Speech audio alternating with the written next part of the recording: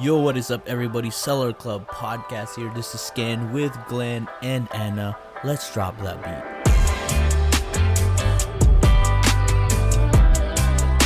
Episode 41, just right after our 10,000 download celebration. Anna, Glenn, how are you guys doing today? So good. Doing good. How are you? Doing great. I think all of us are doing great. I think we're riding on that. I still have confetti around my shoulders, you know what I'm saying?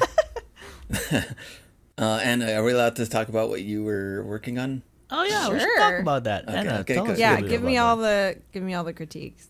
Yeah. Okay. Let everybody know. Yeah. Oh, well, I just did my first ever eBay Live.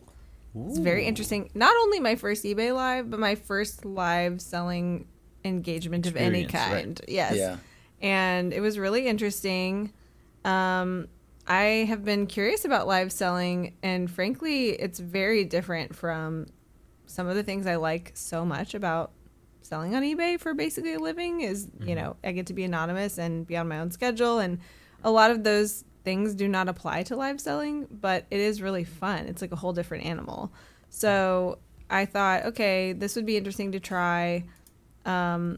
I didn't want to go on another platform to try it. I just thought I'll just wait and see, you know, when eBay Live is onboarding more people and in more categories and stuff, like maybe I'll try it then. And that just kind of materialized out of nowhere in the last couple weeks. And so I had a crash course in it, and I set up my first show, and it was like vintage to current, like women's tops in all different sizes and styles. And it was very miscellaneous, but still like kind of a category. So I'm just doing apparel right now on eBay Live, but I'll be doing approximately one live show per week through like the end of this year. So I should know what I'm doing by the end of that. Yeah. Would you say that the platform, well, I guess you have nothing to compare it to, but do you think like the controls are pretty smooth, or was it kind of hard to get used to? I mean, I would say that it was really easy just because I am somewhat technologically challenged, and it didn't seem hard to me. Like, it was pretty straightforward to understand. Also, just like eBay did a really good job like showing me with a pretty brief like onboarding process, but I felt like I pretty much knew what I was doing, and like all the controls seem to be pretty much common sense. Like, things are where you would expect them to be, and the labels for like the different buttons and stuff like make sense. So it was pretty easy to manage. I mean, that was my first show after a quick crash course and some really good solid resources to look back at. But like, I set it up and asked Ken 1,000 questions as I was setting it up. But once I got it set up and I got all my listings loaded in, and you know, I ran an almost 2-hour show, 66 items, and didn't really have any glitches. I mean, I was like being kind of a goofball, and I dropped stuff on the floor a couple times, but technologically it was fine. And it was really fun. There were like 106 people at the max that I saw that were in the show. Lots of support, you know, from my fellow sellers who knew I was going live for the first time, but also just like lots of potential buyers. And I sold a few things, and frankly I was like, I'll be happy if I sell one thing because this is my first time ever. So it was great. It was a really great first experience. I think over 100 people is already really good. I was shocked by that. I thought there'd be like 12, like that's 12. Yeah, and also too, like, you know, because like when me and Glenn started whatnot, we had like 2 weeks to like, right, like to prepare. I was like 2 weeks or 3 weeks or something like that. Oh my gosh. And we're both rookies, and we're just really like just trying to test it out and stuff like that. And crazy enough, like, I was actually more nervous for Anna than I think Anna was for herself, because I'm glad you didn't tell me that. I just knew how complex live selling is, and then she's pretty much in the middle of a move, and she's just kind of like, okay, I just attended this. I'm like, and then she just did her first test live stream yesterday, which is good because now you can do test live stream, right? I think when me and Glenn onboarded, when we did whatnot, there was no test, so you literally go on, and it was just like, raw. Hey, you're there, right? Live. And I have to say though, you know, under the apparel category, Anna's very early, so there's not much people in there yet. So I think over time it's just gonna build. And I have to say, Anna has the best thumbnail on eBay Live. Thank you. I'll claim second. I was gonna say, well, from the designer who brought you the Seller Club logo and a bunch of other design elements you've seen associated with me or Seller Club. My husband John, he's like amazing, and he made me a really cool tile that I can use for all of my shows, and it really pops. It's like it's the same kind of branding like look as my book cover, so trying to be consistent over here. Got it. Yeah. But it is cool. Yeah, so you can find me under the apparel category, and hopefully I will get better and better at it. I'm going to tell you right now, I'm not going to do 66 items next time. It's probably going to be more like 40. An hour 45 is pretty long. It is. Well, I just didn't know, like, you can set your auction times to be different. I feel like sooner, a minute. you get sooner. Yeah, but I think a minute was pretty good because I do want to like talk about it a little bit. Right, be able to chat with people. Yeah, you were describing certain things. Because what I like what you did there is you started the auction and you were talking about it. Some people I've seen is they talk for 5 minutes and they started the auction. Yeah. So by the time the timer is running, they don't have anything to talk about. Then there's just long awkward pause. Yeah, and it's right. like you're just a mannequin there or something like that. Yeah. But yeah, like crazy enough, I've done 3-second auction. Oh my gosh, I don't know how. I mean, I could see that. I just like I'm like talking myself through it too, you know, because also my stuff is like, if not vintage, definitely used for the most part. So like I need time to like remember like, describe, there's a little flaw on this I need to show or whatever. And you know, with fashion, it's like all the little details of the stitching or the way the hem is or whatever. Like you want to have time to showcase that stuff. But I think it went pretty well. I really would like to. I can already tell you. So I'm going to do fewer items per auction probably next time and have a little more time to respond to the chat and not go on for so long. And then also, I really did not get it together on having some kind of background music because there's like rules about what music you can have. Copyright and stuff. Yes, and I just like I was already nervous about managing a bunch of controls while I was live, so I just didn't want one more thing to manage. And I just talked the entire time anyway, so that is true. There was not lots of dead air. Actually, yeah, well, the good thing is, if you hate the sound of my voice, I guess don't go to my live. you were you were talking enough that there was no awkward silence that you needed music to fill in the background. Yeah, like that would have been relaxing for me probably. Right, it's just for you, right? Yeah, and I don't know, like I don't know how it would come across on the stream. People do it though. I love it when people have music, so I just need to figure it out. But I want to like make my own music for the background so that it's like the same every time. And like, cause I write music and I could write instrumental music that would be like my show music, and then I would own the rights to it and I could use it. Yeah. So I may do that eventually, but I don't have time for that project right now. Did you have to battle any trolls or idiots out there that were leaving any bad comments? Or Ken, did you see any idiots? If I did, I think I ignored them. I didn't. Well, that's what I'm saying. Like, I was like, this is such a great stream because she pretty much had all friends hop in and people that kind of like knew her. So it was like, it felt more like kind of like a hangout party for Anna. Yeah, right. While when me and Glenn we had to like start kicking people because it becomes like like if they cannot hate on you, they could go on there and create another account. But I don't think eBay is gonna have a bad time with that because you can't create another eBay account like that easy. Whatnot you can just keep just start a do-over. Just keep creating accounts. Well, and there definitely is a way to like kick people out and like block them. Yeah. And I'm glad I didn't have to do that. So I'm glad because I didn't remember exactly how, but there's a pretty like simple way to do it, like while you're from your console. But I don't. It's I was like didn't even have to think about it. Yeah. So there you have it. And congratulations on your first live. Thank you. I think like I'm happy. I think we both are happy. Me and Glenn, just you trying it out finally. Like you're getting to the 21st century now. Like Uncle Glenn and Uncle Ken over here. Yeah. So it's like, Proud okay. uncles. I don't know why you're So my now, uncles. now we got live selling, on all of our resume that at least we've done it once. I know, at least once. Yeah, at least once. I mean, come on now. If you've done it once, you've tried it for sure. And also you have scheduled for in 2 weeks. You're gonna go live again. I do, so yeah. there you go. Yeah, I'm doing Thursdays at noon Central for the most part, unless I'm like traveling. There's a couple, Right. and like Thanksgiving Day, I think is Thursday. I'm not gonna do that day, but other than that, it should be basically every Thursday. So Well, there you have See it. you So there. if you wanna hop into Anna's live, check her out on eBay Live. It's on the app. Toggle to the eBay Live section every Thursday, 1 p.m. Central.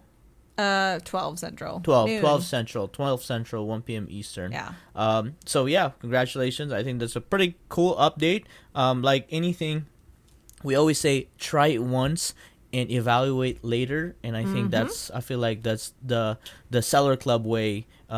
If you're interested at something, at least try it once and figure it out. And if you're given the opportunity to be able to do it, why not? Don't listen to the negative reviews or the naysayers off the rip.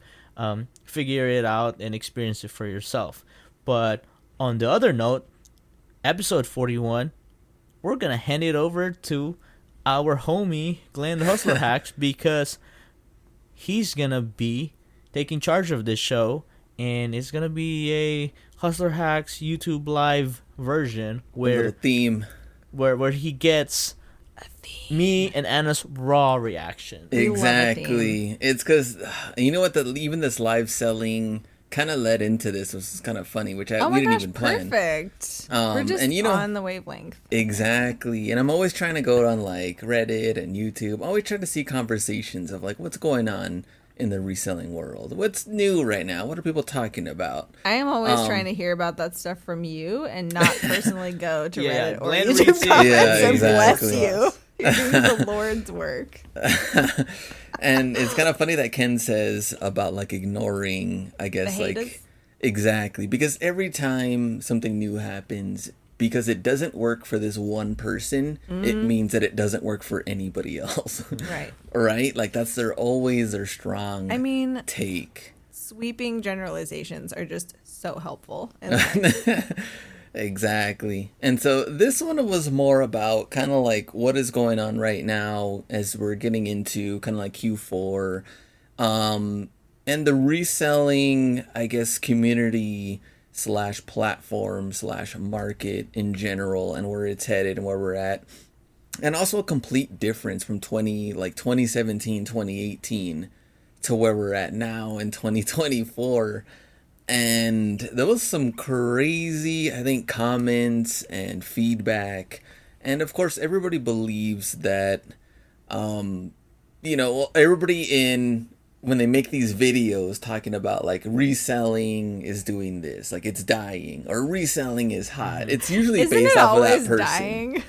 Most of the part, it's dying based off of like, whatever person creates a video or creates a thread or something like that. So there's some true or false in here that I want to see what your opinions are on this. I feel like I know a little bit more about how Kenny's going to approach this. But I like Anna's take because it's different perspectives. Right. Kenny is more of like, I don't want to hear anything that if you're going to be complaining about Get that selling that excuse you're not outta even here. meant for this. Yeah, go ahead and do Get something outta else here. because this is not meant for you. So here we go with some of these true or false on some of these crazy statements online. Maybe you feel they're true, maybe not. I don't know.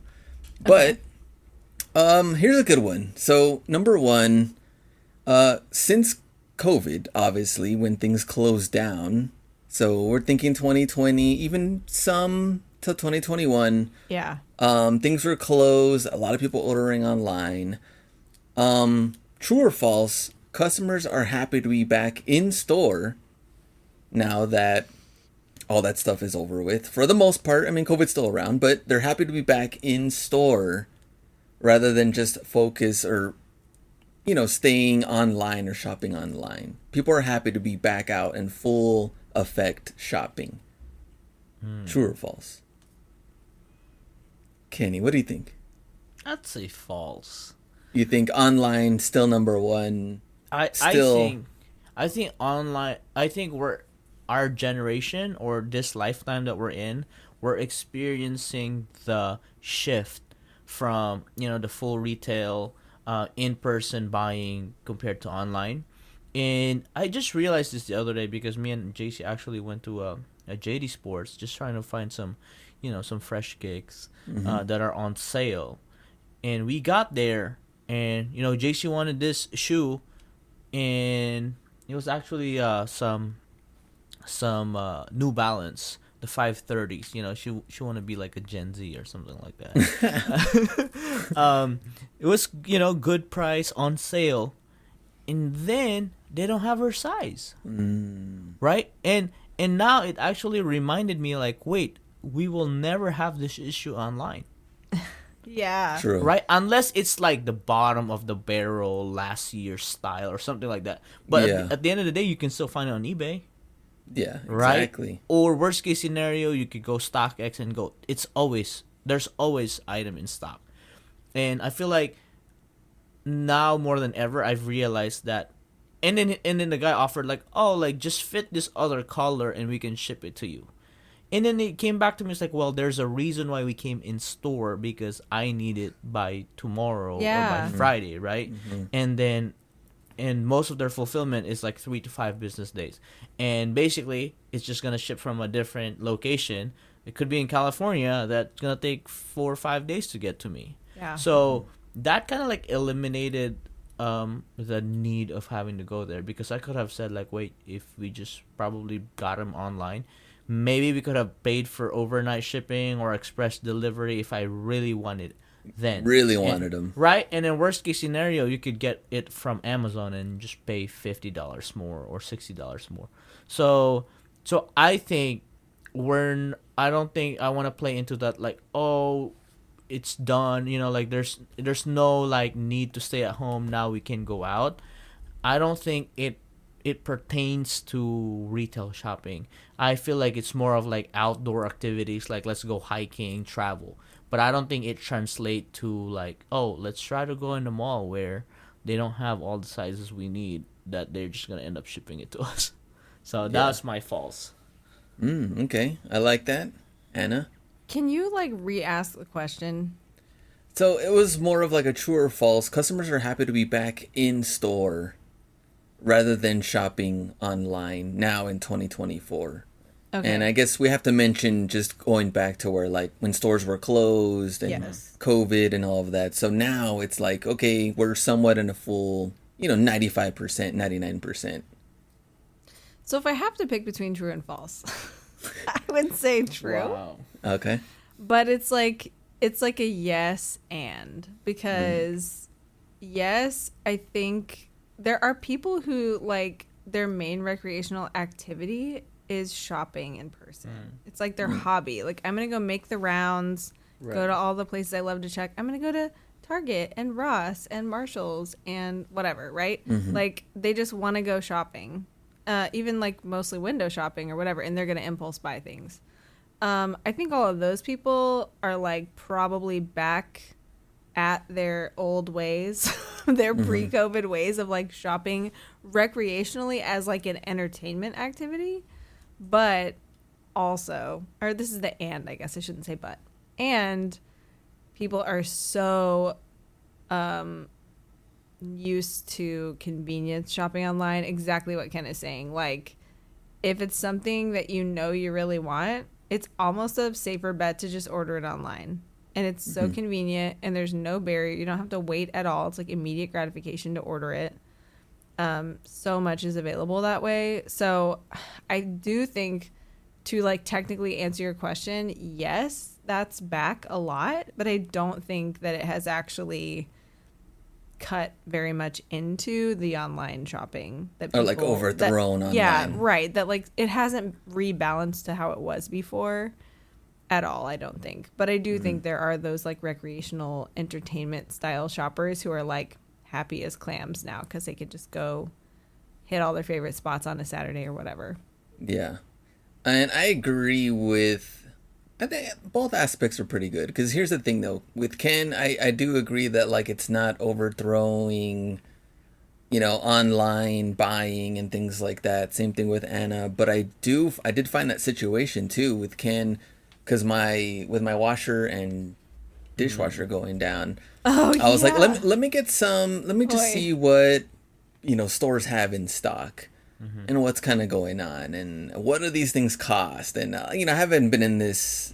I don't think I had to buy anything like that in I don't know how many years or anything, so I don't even know Yeah, they're anything supposed to about last this. a while. Come on. They're supposed to, exactly. And so since we do have a Best Buy by my house, I was like, let me just see what they have. And they literally had maybe like 3 washers in stock.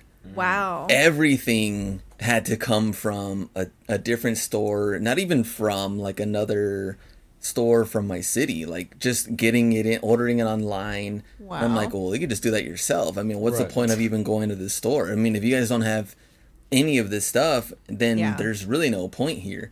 Lowe's had obviously way more, and then they can install and things like that. But I agree with Ken though, it is disappointing when like I Yeah. feel like when you're going in store, your main thing is for you to be in stock. Because like, Right. what other reason why would you want to go then if you can just order everything? So that's pretty tough, I think, for in store to, I guess, make a comeback and overtake online, I would think. Yeah, it's funny how like buying something online is the immediate gratification of purchasing it, but buying in store is the immediate gratification of having it in your Having it. hand and taking it home with you. Like True. those are just really depends on which one is your priority for that purchase. Yeah. And also with JD Sports, with Ken, I was talking to one of the managers too, and because we just had tax-free weekend, which What always kind like, of Texas thing is that? I Right. know.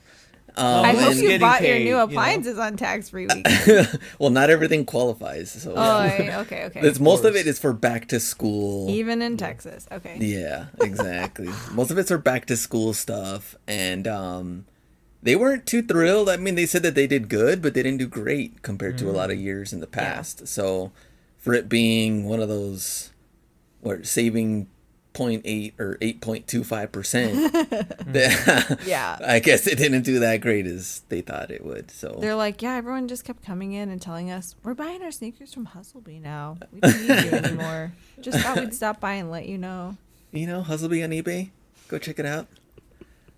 So next one, I thought was really good. I want to see what Ken thinks about this. Ooh. Okay, so this statement was, Whatnot was meant for entertainment. Mercari and Poshmark were meant to sell older items. Neither, or all 3, were never to run a business. Scathing Kenny. review. What do you think about these other platforms and that statement? True or false? I would say true if you have a goal of being a mediocre. Okay. Explain. If you just want easy, automatic, less friction. If you want easy, put it this way: if you want easy, you cannot build business on these both platforms, because like any other business industry, if you want easy, you're not gonna build a business. You're gonna build a failing business. So that Right. is my take, because especially Whatnot, I would say true on the entertainment part, but good and great entertainment pays. Okay. Terrible entertainment doesn't pay, because if you're really good at the camera, you're entertaining your customer, right? You are entertaining a customer. If you're good at entertaining a customer, they'll eventually buy from you. They'll eventually pay you. Whether you're losing money on that product or not, they're gonna buy from you, and there's business to be made. So that is my take. Posh and Mercari, I would go to say that it's not. It's harder to make that as a priority business. I feel like it's you could be a way more successful side hustlers on those two platforms. and not lean on a full-time income, right? Remember we talked about the full-time income, Yeah. like What paying does all your full-time bills. mean? Yeah, it's really hard to do that on those platforms. I guess just to begin with, because the analytics and in the analytics data that you're getting, and also the amount of traffic and inventory that they have. I mean the traffic of customers that they have in those platforms, because you would be better off doing Amazon and eBay with the same amount of time. So is that true or false? It was true. Okay. Ken's like, it's true. It's true if you want the easy way. Okay. I actually had learned that from Anna. I didn't know that there is, but if like she just said that, she said it the last answer, so Yes, it's gonna and. be a longer answer moving forward, There's a Glenn, because you conjunction didn't in there correct somewhere. her. She has You allowed her. she has more vocabulary and better Sorry. better than us, or other things she can explain more than we're very simple. I'm with the- grammatically analyzing the question. Yeah. Because I'm like, She's judging your question. I know. with, Can you what's repeat your, the question Well, I in wanna- English, please? I want to Yeah, answer proper it fully. English. I want to answer it fully and not Was there like sweep any of the parts of it under the rug. Was that a Okay. question mark or a period on the end? That I is a think really there should have been a important one, comma though. in the middle. True. Don't you get your punctuation wrong on me.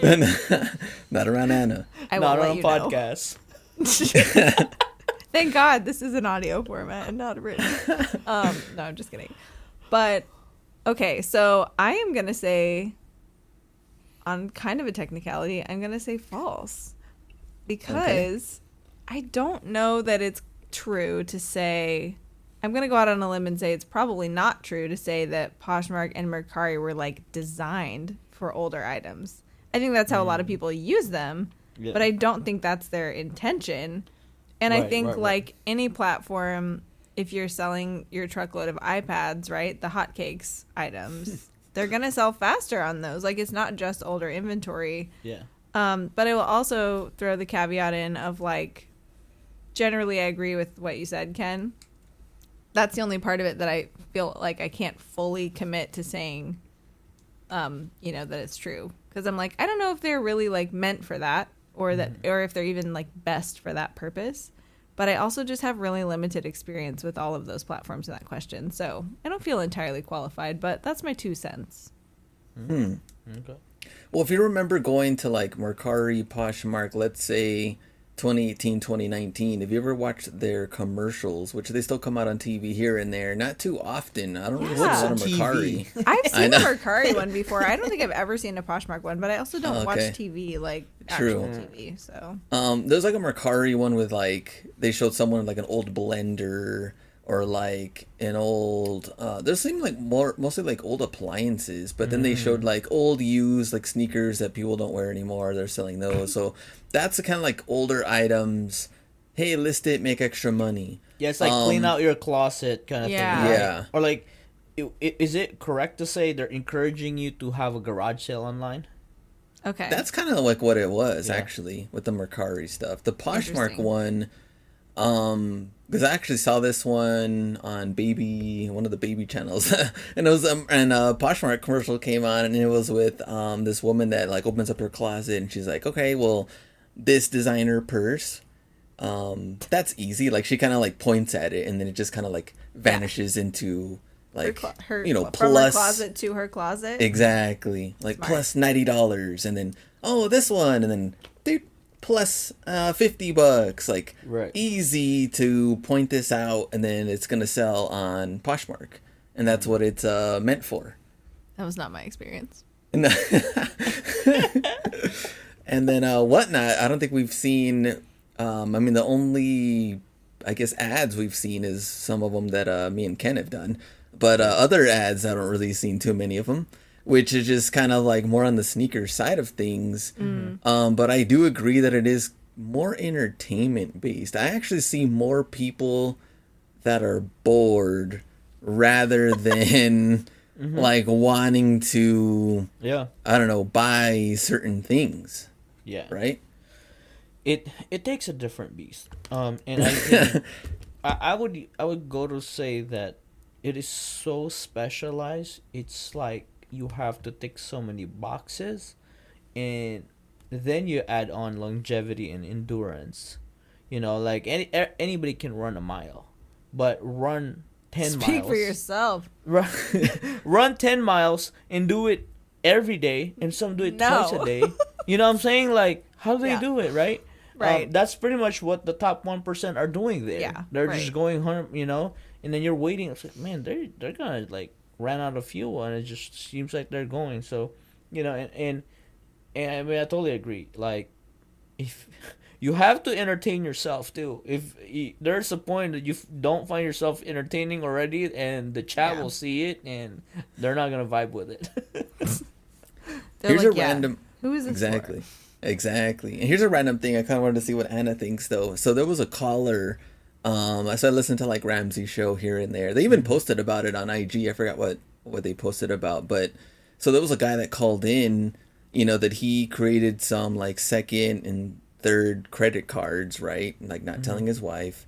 Oh. And he started to really get into Twitch, streamers and watch them. And so male and female wasn't just like, sexy models or nothing like that. He was just watching entertainment. There's a big crowd. And so he started to send quite a bit of like tips and subs and things like that. And so, of course, the chat goes wild. Oh, man, like, this is amazing. You're the best. This is cool. This guy's always here. He's always supporting this and that. But it's just over and over. But these aren't like, hey, I bought a shirt for somebody. We're giving it away to the chat. Kind of like on Whatnot. This is more of like, I'm going to keep doing this tip thing. And it's kind of like that gratification of... Yeah. Kind of like this, community online. You're like recognized. Yeah. Yeah, exactly. Recognition, praise. And so Belonging. The credit cards went up to $50K. Oh my goodness. Just in sending debt. Like tips and chats? Oh tips my and gosh. subs and likes or whatever else. I don't really know how Twitch how works, it all works exactly, yeah. but it equaled up to like $50K. So he's trying to figure out now, how to get out of this mess and going back to him and his wife actually worked hard to get debt free to begin with. And then this happened. Yeah. So wow. That is rough. Yeah. So Anna, what do you think about that side of things when it comes to like that? Like you said, praise and like yeah. Well, it's really it's a really challenging situation if you're I don't know, like if these things kind of appeal to you in a certain way because like the things that he was getting out of doing that were probably what we would consider priceless things like belonging and recognition and entertainment, friendship or community. Yeah, I feel like it's probably, I don't know, this guy can't like diagnose him or something, but like human psychology wise, like he probably did feel very like important, validated, right? Loved, like, validated, powerful, recognized, right? Yeah, and like I think match made in hell of getting that out of something that is also so inherently like addictive.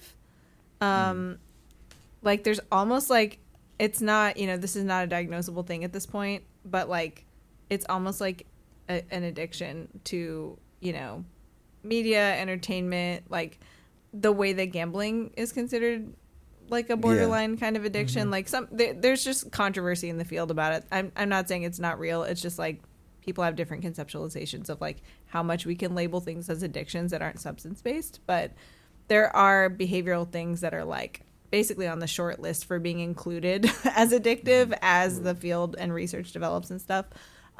So tons of research going on right now about behavioral addiction stuff, but this to me sounds a lot like that, like a gambling addiction. It's like a similar dynamic, I would say. And, because everything is like so accessible and so easy to I'm just going to spend a few minutes. I'm just going to check in. And then you inevitably end up like that inevitably ends up having a charge associated with it. And you have to have some kind of, rationalization or something going on in your mind to continue that behavior, right? Like he didn't just decide, hey, I'm going to rack up $50,000 of debt doing this. Like that was not the way that happened. It wasn't by a clear, conscious decision-making process. Yeah. So, yeah, I think that is really astonishing, though. Like, what a case study or a case example for, a really unfortunate byproduct of this hybrid of entertainment and sales that is going on. And you're talking about the gambling side. I know that with football season coming up, and they've done full thing on like how easy it is to place bets, Yeah. online and through your phone and everything. And so many people that have gone completely backwards and how much money they owe and things like that. And ultimately, they go through therapy and get a flip phone. Yeah. And kind of go Flip phone backwards and therapy. start from Well, and start from that. That's also got the added carrot dangling of like, but I might make all my money back. Like if I just keep going, I will get it back eventually, which is like a really faulty belief that even pushes you to keep going, Yeah. So that's like a little difference, I would say, between straight up like a gambling addiction, quote unquote, and what this guy has experienced. But it's a really similar, like, slippery slope, Yeah. There was a comment. So going on to the next one, true or false, which I thought Ken originally wrote this comment. This person said, because this is the topic now. How do you know it's not me? I know, maybe it is. Is reselling dying or not dying, right? And the comment is, or the statement, true or false, everyone that is thinking about quitting reselling probably should. True or false? I was like, did Ken write this? Oh, hold on. I've got it. You're quitting it. You're quitting it. I think finally somebody stumbled on my troll account or my your burner My KD burner. account. Yeah. The hustle troll. Um, That's so good. yeah, I have to be careful, but Do your best. I'm gonna do my best. But I want to get it out because this is the raw, right? This is the raw reaction. Okay. I believe entrepreneurs or people that are in the business industry should have the mentality of finding a solution, and really quitting should be the last resort. And I believe if you've gone there already and you're thinking about quitting, you already should. I feel like it's too late by then. I feel like it's kind of like the house is burning, and I feel like you should have left way earlier. And at that point, it's like you could just be trapped and lose way more than you could have if you left earlier. But that's just kind of like the harsh truth of business. There's around 30% of business only make it after 3 years. Very, very low.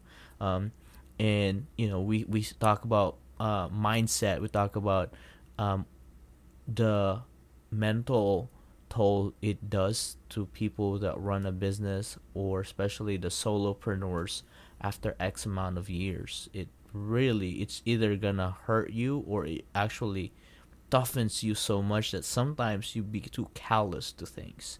So I think that's the sacrifice that you have to take. And going back to the original statement, that if you think that you're quitting, just do it, because I think I don't even think it's a bad thing, right? Before, I would say it's like, oh, you're taking an L, you're done. Yeah. But in this infinite game of, it's not like you're quitting a basketball game and walking out. I feel like that's more shameful, right? But in the game of business, it's infinite. I don't think it's I failed one business. I mean, if we could sit here for hours if I tell you all the stuff that I failed on. Yeah, but you can step back and then come back in down right, the road. Like we should do that episode, Ken's failures, review. Oh, that would be fun. Because at this point I could just laugh at it, but when I was in that moment, it was just it's tough. But I think that's how I think. I think it's just like, quit this one and start the other one. That's how I say it. Like the faster you quit, and the faster you, and I look at it as, it's not quitting entirely. I think it's more like pivoting. I think that's what you gotta have as a mindset when you say like, oh, I'm done with Whatnot, man. That's pretty much what I did. Yeah. I quit Whatnot. But that doesn't mean like, oh man, Hustle took an L, he left Whatnot and stuff like that. No, like, I mean, they might have felt that way, but I was just like, no, I'm just like, end to that, pivot to this. So that's I feel like it's a true statement on my end. Anna, how do we feel?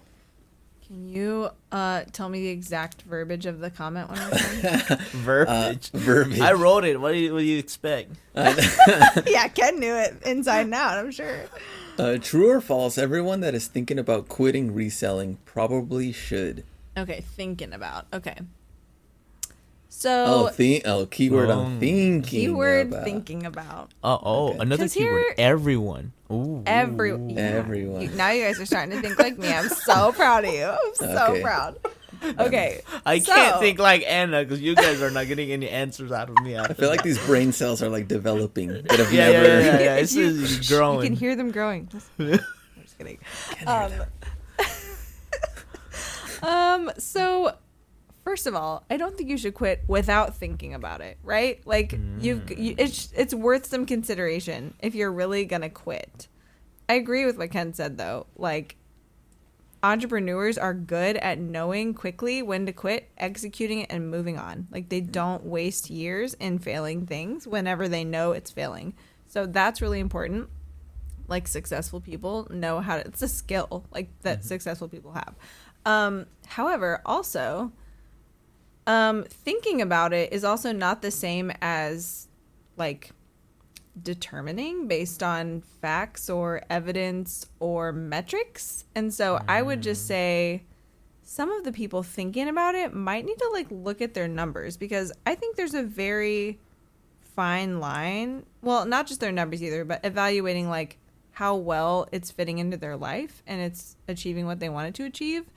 I think a lot of times when we try something, we don't really know how it's going to be, especially in terms of like goodness of fit. Like, is this going to be a good idea for me to do this? Am I going to enjoy it? Is it going to be how I think it's going to be? The only way to really find that out is to try it. So if you're thinking about quitting, that's a good first step, and I would say a necessary step on the road to quitting. But you should also look at evaluating how well is it actually working, and make sure you understand the murky line between thinking about something and just kind of feeling like maybe you should quit. Like, we as people are really Just being bent emotionally towards, like you're probably just drained. You probably just need a nap. maybe You know, you like need a a little snap. kid that's on tantrum. You probably or just maybe need a you nap. maybe you need a perspective change, you know? I mean, that could really turn your entire experience of it around, but from the outside looking in, it might look like you're continuing to do the same thing. Yeah, So, stop scrolling through Instagram. It's like, man, I don't have my Right. Lamborghini yet. I'm right. quitting, Glenn. Or I'm honestly, quitting. just like adjusting your expectations or setting measurable goals if you haven't been doing that, or trying a different platform or whatever. So I feel like there's a lot of ways that you need to like do your due diligence before you quit.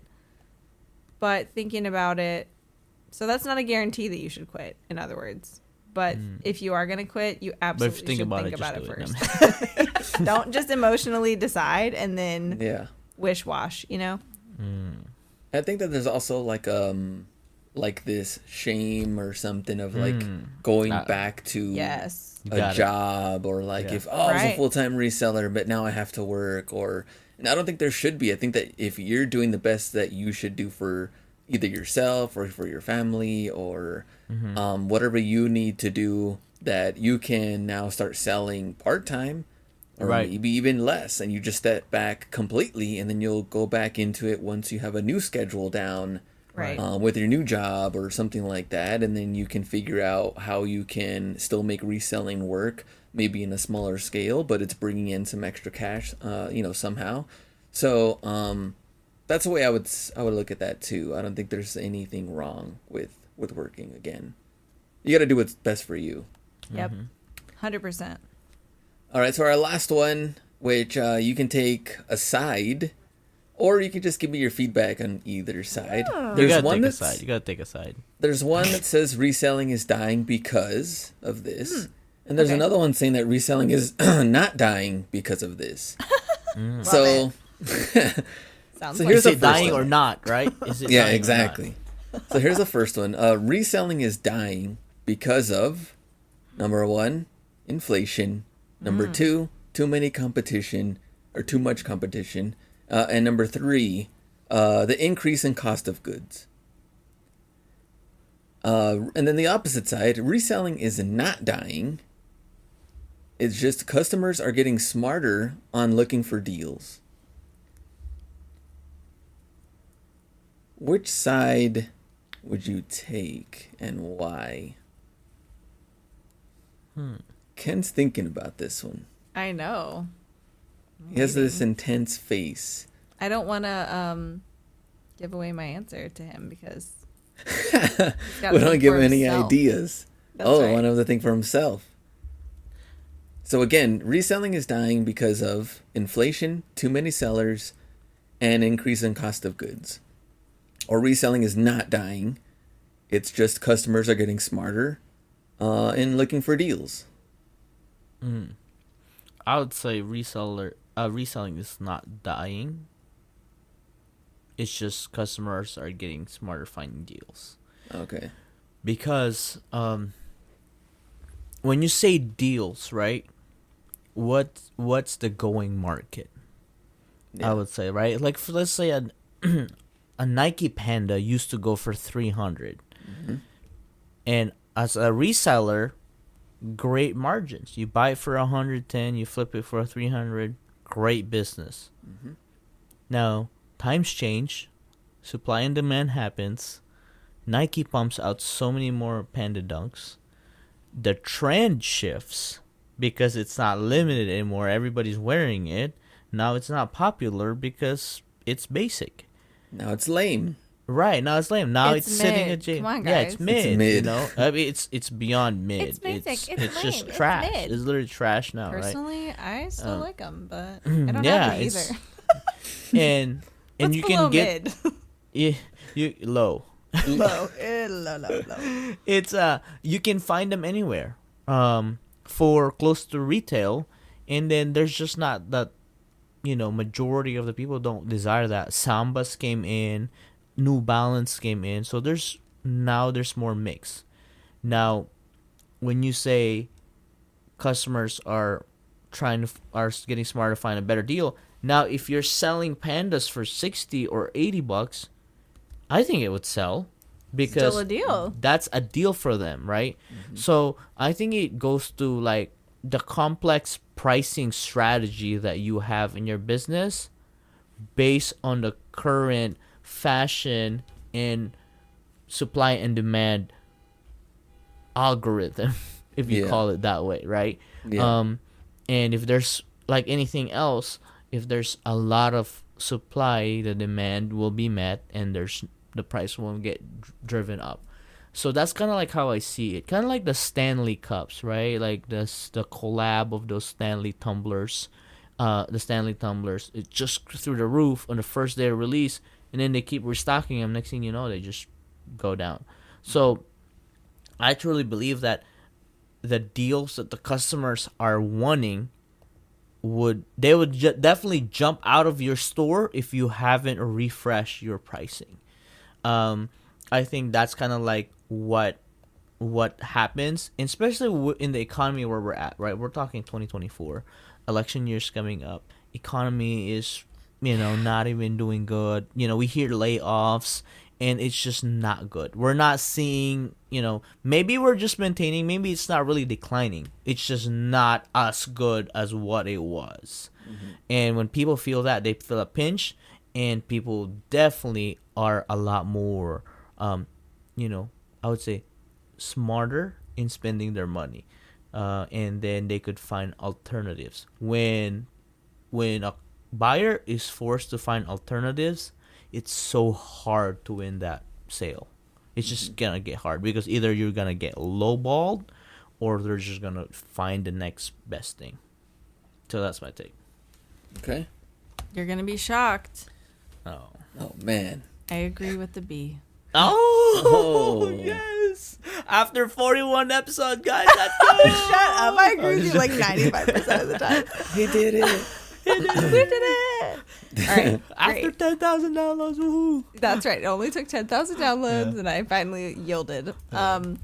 No, but I think all of those things that you mentioned in the first side of that coin definitely are affecting reselling. Yeah, I they're don't a think it's- factor. Yeah, I don't think it's dying because of those things. But also just like short and sweet on the other side, yeah, there's so much interesting economic research data that says that that is true. Like people are looking for deals, they're trading down, they're not buying stuff that, you know, isn't totally necessary. They are focusing their dollars on like certain more vital necessary things. Like there are many different ways that this has already like been studied and demonstrated. And just to like for reference, if anybody is like an economics nerd and wants to know more about that, last year at eBay Open, there was a really interesting presentation from McKinsey that broke down a lot of stuff about buyer trends, buyer behavior, like kind of those changes. And so that was, you know, that was last year in 2023, in the fall of 23 that they gave that presentation. But, you know, we've seen just a furtherance of that into this year. Like I think looking at, and I have actually looked at some of the data that's a little bit newer than what we heard at eBay Open last year, but it's like along the same lines, right? Like inflation has still been terrible. We've seen this continuation of like what we were already seeing.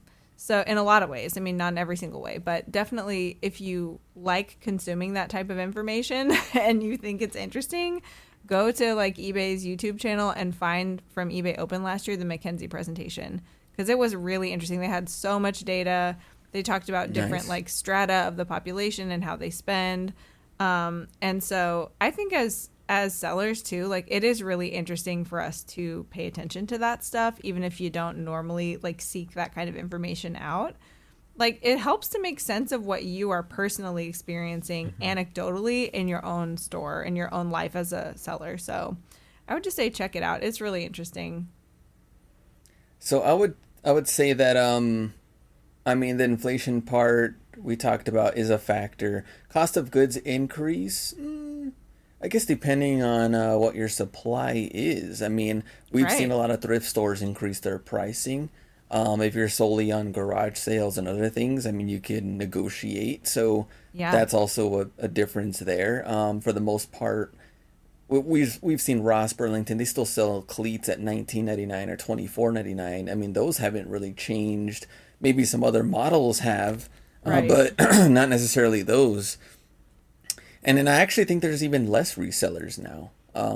I think, I don't know, maybe I'm wrong. I haven't looked at the full data, but I think there's actually less than maybe what there was in 2017, 2018, going into 19. And talking about customers finding deals, that's why I think Whatnot is actually still around. I know we talked about the entertainment part, but for a lot of sellers that still start things at $1, there's time to time where, like, you know, I've had hats sell for 50 plus. I sold one on Tuesday that sold for $3. Yeah. So, you know, there's still deals. There's still deals to be had, right? Exactly. And even for the ones that pay anywhere between $18 to $22, these still retail at $35 to $45. And if they go to the mall, they're at $35, you know, Right. $28, $35 range. So they're still paying a lot less. And talking about the online side compared to in-store, I mean, going on Twitter or going on all these other sites, finding, hey, there's a sale here, there's a sale there. Nike always running sales. You want to try to find the best deal as you can for you or for your family. And if they do have your size in stock, you don't even have to go anywhere like the mall. Then you would rather do that. So I think that finding deals and putting in a little bit more time to find the deals, being smarter about it, customers are doing that right now. That's what I think. I'm doing it. I'm a customer 100%. and I'm doing it. I know. Yeah. Me too. I think And that, as a seller too, like sourcing, you know, like Yeah. all that's playing into both sides for me, like personal and business. Yeah. Well, and even the yeah, people that buy from Whatnot to sell on somewhere else, yeah. they're still trying to find deals too. So Well, and that's such like an outlet for like liquidators, right? Like, yeah. and that's yeah, I mean, that's definitely why it's so attractive. Yep. No, I agree. I mean, I really like this last topic conversation specifically because it goes to show you that nothing's really, consistent. The only thing that's consistent is change, right? The only thing that's constant is change. And I feel like more than ever, I think within the last 2 years, we've experienced a lot of change as far as buyer behavior, supply and demand structure, post, um, after COVID, situation with the supply chain.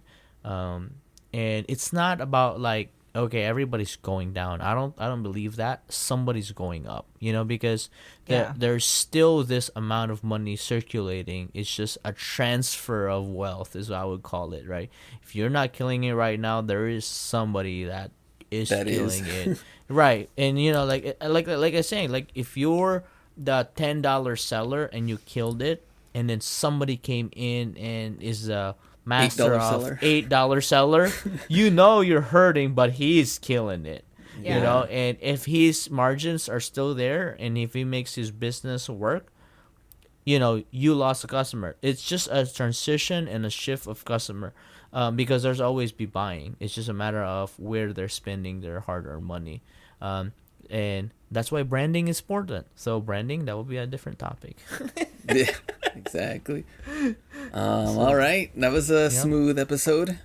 And Yeah, that is I it. mean, yeah, well, thank you for everybody that's listening, and a huge shout out to our sponsor, eBay. Make sure you follow eBay for sellers and also Seller Ledger, our new partner and sponsor. Make sure you follow them on Instagram, Seller Ledger.